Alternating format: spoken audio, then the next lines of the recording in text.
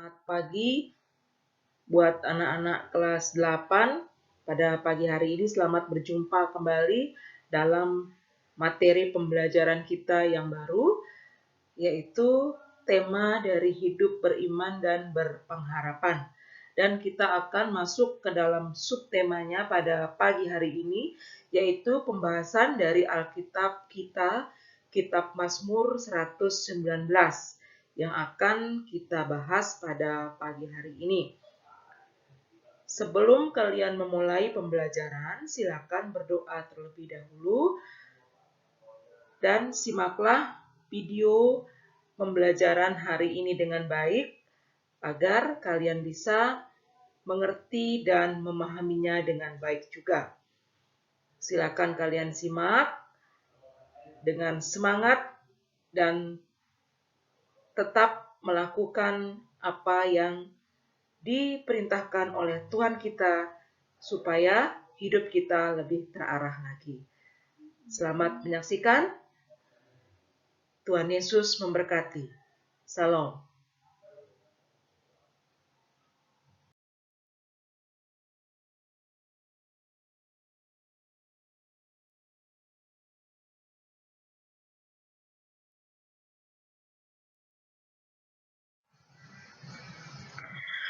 Ya, pembelajaran pada siang hari ini terambil dari Kitab Mazmur 119.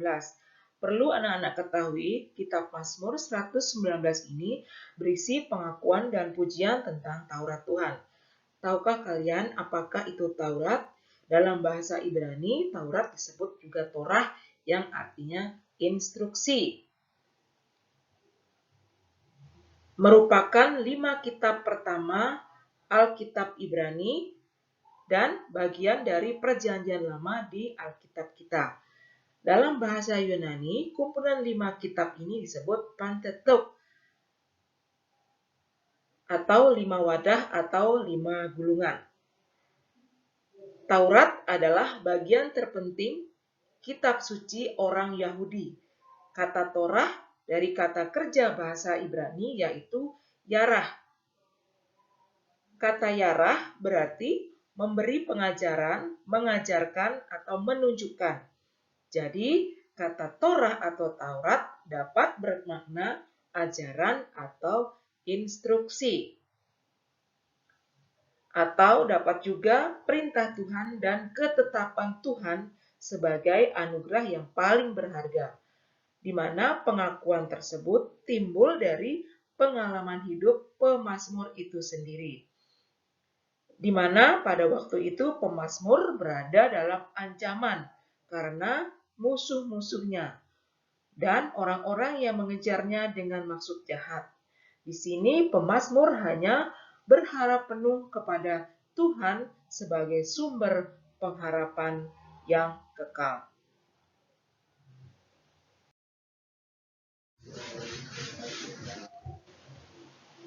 Kitab Mazmur disebut juga Zabur, adalah bagian dari Kitab Perjanjian Lama.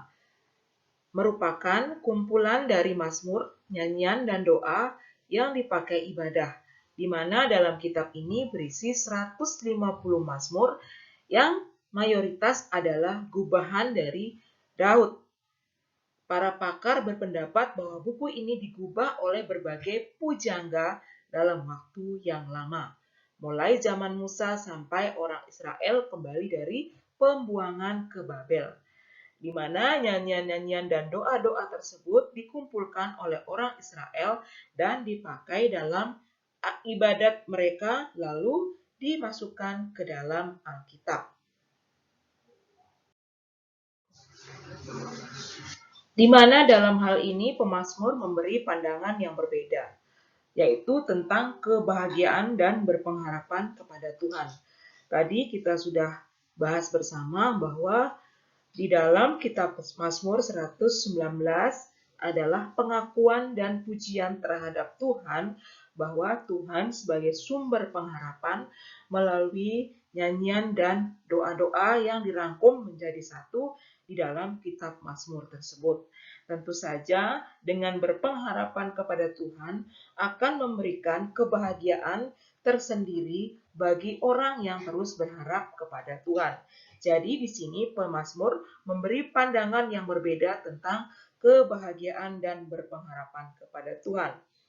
Kebahagiaan yang abadi atau utuh bukanlah kebahagiaan yang dicari-cari atau sengaja dicari atau diusahakan oleh manusia. Akan tetapi kebahagiaan yang sebenarnya atau yang sejati adalah karena seseorang mengalami atau memiliki pengalaman hidup bersama-sama dengan Tuhan, dan karena membangun keintiman serta kedekatan dengan Tuhan dan hidup menurut Taurat atau instruksinya Tuhan dan memegang peringatan-peringatan Tuhan dengan mencari Tuhan dengan ketulusan hati yang teguh dan kuat dan tidak mudah goyah dengan segala situasi karena hanya berpengharapan kepada Tuhan sebagai sumber instruksi yang kekal.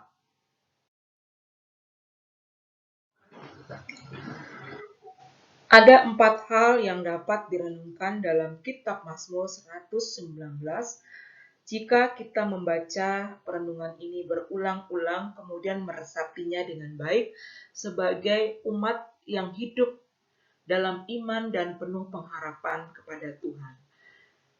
Yang pertama adalah ketika kita memegang perintah Allah, itu merupakan sumber kebahagiaan yang sejati. Kemudian, Tuhan berani memberi kekuatan dan penghiburan. Yang ketiga, perintahnya adalah pusaka yang kekal.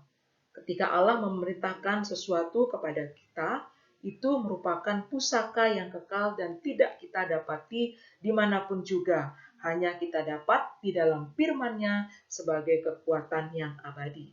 Kemudian yang keempat adalah tempat persembunyian dan perisai kita, yaitu Tuhan kita sendiri. Mengapa disebut tempat persembunyian dan perisai kita? Maksudnya di sini adalah Tuhan adalah sumber kekuatan. Segala sesuatu hanya Tuhan yang sanggup menyelesaikannya dengan baik ketika kita sebagai umat-Nya hanya berharap penuh kepada Tuhan sebagai sumber perisai yang sejati.